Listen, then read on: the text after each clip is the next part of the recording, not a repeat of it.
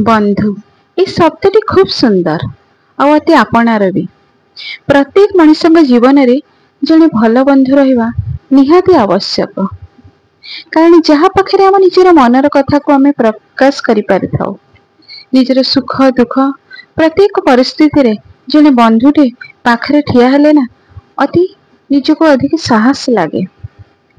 से तो गोटे भल बंधु जदि जीवन में मिलगले ताहले जीवनटा अति सरस सुंदर होता है। आदि से बंधु जनक भगवान हुआ ना ताहले जीवनटा अति सुंदर भाव कटि जाए। जेते झड़ झंझा आसु रास्ता जेते कंटकित हो पछे किछि जाना पड़ी न थाए। कारण से बंधु जनक प्रत्येक मुहूर्त आम सहित ठिया होई थांती। चलंतु जानिबा आज एक सुंदर वीडियो भगवान कर बंधु कि भाव से बंधुपण रक्षा करथांती तांको बंधु सहित और किभली भाव से बंधुर मान मर्यादा रक्षा करथांती एई वीडियो रे जानिबा।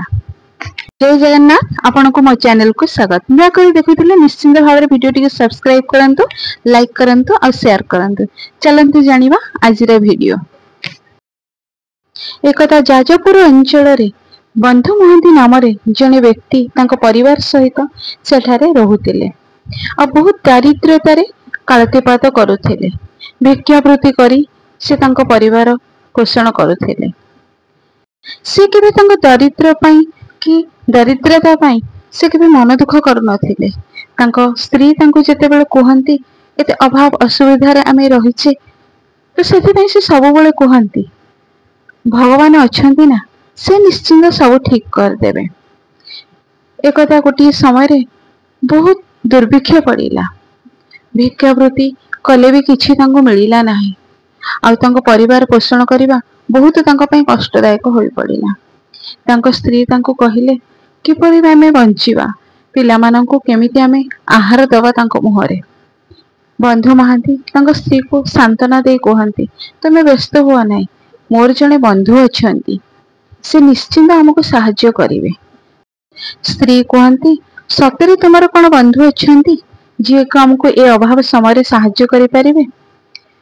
भक्त बंधु महांती कहंती हाँ मोर से बंधु जनक सब देखुचंती, से खूब दयालु और से मोर विश्वास से निश्चिंत मोर ए असुविधा रे साहाय्य करिवे। आमे समस्ते तांको घर को जीवा, से हमको निश्चिंत साहाय्य करिवे। बंधु महांती ता परदिन तांको स्त्री और पिलांको धरी बाहरिले बंधुक घर अभिमुखे। बहुत दूर बाट चली चली पिलामानको सांगरे धरी जाउथांती। 4 दिन भूकिला किछि खाई न थांती, जीवा पई बळ भी पाउ न थाए, किंतु बंधु महांती तांको विश्वास देउथांती बंधुक घरे पहुंची गले हमर सब अभाव दूर होई जीव। स्त्री पिलांको सांगरे धरी पहुंची गले बंधुक द्वार रे। से जगतर नाथ जगन्नाथ सिंहद्वार पाखरे पहुंची प्रणाम करले बंधु को। आउ पंडा मान को कहिले एटा मो बंधु को घर। पंडा माने भाबिले ये बोधे को दरिद्र भिकारी किंबा पागल। सेठारु से तांको घोड़ाई देले। बंधु महांती स्त्री और पिलांको धरी श्रीमंदिर दक्षिण द्वार थिबा एक बरगछ मूल को गले। सेठारे विश्राम कले आ मंदिर रोषशालार पेजनाला ठारे पेज पी स्त्री और पिला मानको धरी सेठारे विश्राम कले।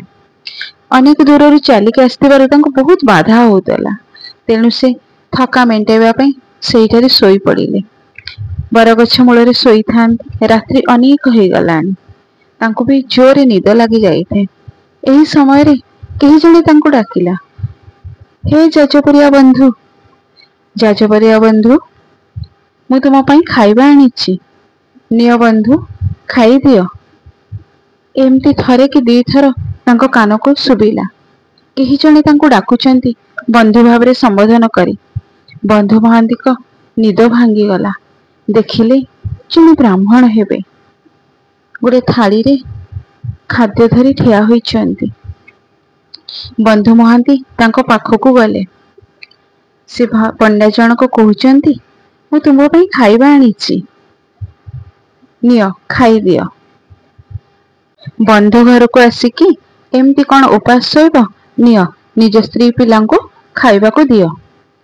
ବନ୍ଧୁ ମହାନ୍ତି ତାଙ୍କଠାରୁ ଥାଳି ଗ୍ରହଣ କଲେ। ଆଉ ଏତେ ଭୋକ ହେଉଥିଲା ଯେ ତାଙ୍କ ସ୍ତ୍ରୀ ପିଲାଙ୍କୁ ସିଏ ଖାଇବାରେ ଲାଗିଲେ। ଆଉ ଥାଳିଟି ଦେବାକୁ ଯେତେବେଳେ ଚାହିଁଲେ ସେତେବେଳେ ଦେଖିଲେ ସେ ପଣ୍ଡା ଜଣକ ଆଉ ନାହାନ୍ତି। ବନ୍ଧୁ ମହାନ୍ତି କଣ କରିବେ ଭାବି ଥାଳିଟିକୁ ମୁଣ୍ଡ ତଳେ ଦେଇ ସେଇଠି ଶୋଇଗଲେ। ପରଦିନ ଜଣା ପଡ଼ିଲା ଶ୍ରୀମନ୍ଦିରରେ ଠାକୁରଙ୍କର ରତ୍ନସିଂହାସନରେ ଠାକୁରଙ୍କର ଭୋଗ ଲାଗୁଥିବା ସୁନାର ଥାଳିଟି ନାହିଁ। ସମସ୍ତେ ବ୍ୟସ୍ତ ହୋଇଗଲେ। ବଡ଼ ପଣ୍ଡା ବି ବ୍ୟସ୍ତ ହୋଇଗଲେ। ଥାଳି କୁଆଡ଼େ ଗଲା? ସୁବର୍ଣ୍ଣର ଥାଳି କୁଆଡ଼େ ଗଲା? ଖୋଜା ପଡ଼ିଲା। ପଣ୍ଡାମାନେ କିଛି ଜଣ ଆସି ଦେଖିଲେ ବରଗଛ ମୂଳେ ଯେଉଁ ବ୍ୟକ୍ତି ଜଣକ ଶୋଇଛନ୍ତି ତାଙ୍କ ମୁଣ୍ଡ ତଳେ ଗୋଟେ ଥାଳି ଦେଇଛନ୍ତି। ଆଉ ସେ ଥାଳି ଚକଚକ କରିକି ଦେଖାଯାଉଛି। ତାହା ସୁନାର ଥାଳି ବୋଲି ଜଣା ପଡ଼ିଗଲା। ତାଙ୍କୁ କହିଲେ, ତୁମେ ସୁବର୍ଣ୍ଣ ଥାଳି ଚୋରି କରିଛ। ବନ୍ଧୁ ମହାନ୍ତିକୁ ରାଜାଙ୍କ ସୈନ୍ୟମାନେ ଆସିକି ବାନ୍ଧି ନେଇଗଲେ କାରାଗାରକୁ। ତାଙ୍କ ସ୍ତ୍ରୀ ପିଲାମାନେ ଅତ୍ୟନ୍ତ ବ୍ୟସ୍ତ ହେଉଥାନ୍ତି କାହିଁକି ବାନ୍ଧି ନେଲେ ବୋଲି। ବନ୍ଧୁ ମହାନ୍ତି ଜଗନ୍ନାଥଙ୍କୁ ପ୍ରାର୍ଥନା କରୁଥାନ୍ତି, ତୁମେ ବନ୍ଧୁ ବୋଲି ଡାକି ଖୁଆଇଲ ଆଉ ତାପରେ ଏଇଭଳି ଦଣ୍ଡ ଦେଲ। ମହାପ୍ରଭୁ, ମୋ ସ୍ତ୍ରୀ ପିଲାମାନେ ସେଠାରେ ଏକୁଟିଆ ଅଛନ୍ତି। ମତେ ତୁମେ ଆଣି କାରାଗାରରେ ଏ କି ଦଣ୍ଡ ଦେଉଛ ମହାପ୍ରଭୁ।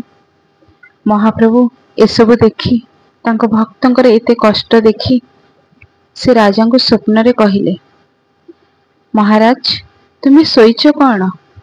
ମୋ ବନ୍ଧୁକୁ କାରାଗାରରେ ରଖାଯାଇଛି। ମୁଁ ମୋ ବନ୍ଧୁକୁ ସୁବର୍ଣ୍ଣ ଥାଳିରେ ମୁଁ ହିଁ ଖାଦ୍ୟ ନେଇକି ଦେଇଥିଲି। ମୋ ବନ୍ଧୁ ମୋ ପାଖକୁ ଆସିଥିଲେ ଆଉ ମୁଁ ହିଁ ତାଙ୍କର ଖାଇବା ନେଇକି ଯାଇଥିଲି। ତୁମ୍ଭେ କଣ ତୁମର ବନ୍ଧୁଙ୍କର ଅଭ୍ୟର୍ଥନା କର ନା?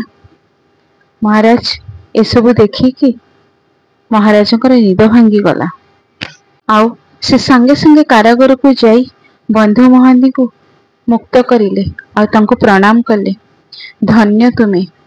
ସ୍ୱୟଂ ମହାପ୍ରଭୁ ବନ୍ଧୁଙ୍କ ପାଇଁ ଖାଇବା ନେଇ ଆସିଥିଲେ। ରାଜା ଏସବୁ ଦେଖି ଅତ୍ୟନ୍ତ ଖୁସି ହୋଇଗଲେ ଆଉ ତାଙ୍କ ସ୍ତ୍ରୀ ପିଲାମାନଙ୍କୁ ନେଇ ସସନ୍ମାନେ ଘର ନିର୍ମାଣ କରିଦେଲେ ଦକ୍ଷିଣ ଦ୍ୱାର ପାଖରେ। ଆଉ ତାଙ୍କର ରହିବାର ସବୁ ପ୍ରକାର ବ୍ୟବସ୍ଥା କରିଦେଲେ। ସେଇ ଦିନଠାରୁ ବନ୍ଧୁ ମହାନ୍ତିଙ୍କୁ ମଧ୍ୟ ମହାରାଜଙ୍କର ସେବକ ଭାବରେ ତାଙ୍କୁ ନିୟୋଜନ ମଧ୍ୟ କରାଗଲା। ଧନ୍ୟ ମହାପ୍ରଭୁ, ଧନ୍ୟ ତୁମ ଲୀଳା। ଯୁଗେ ଯୁଗେ ଭକ୍ତପଣ ରକ୍ଷା କରିଥାନ୍ତି ମହାପ୍ରଭୁ। ସେ ଜଗତର ନାଥ ଜଗନ୍ନାଥ, ସେ ଜଗବନ୍ଧୁ, ସେ ଦୀନବନ୍ଧୁ।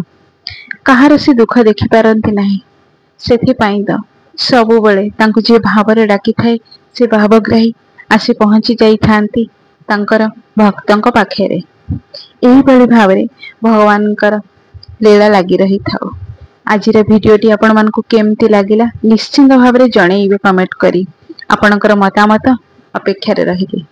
ଜୟ ଜଗନ୍ନାଥ।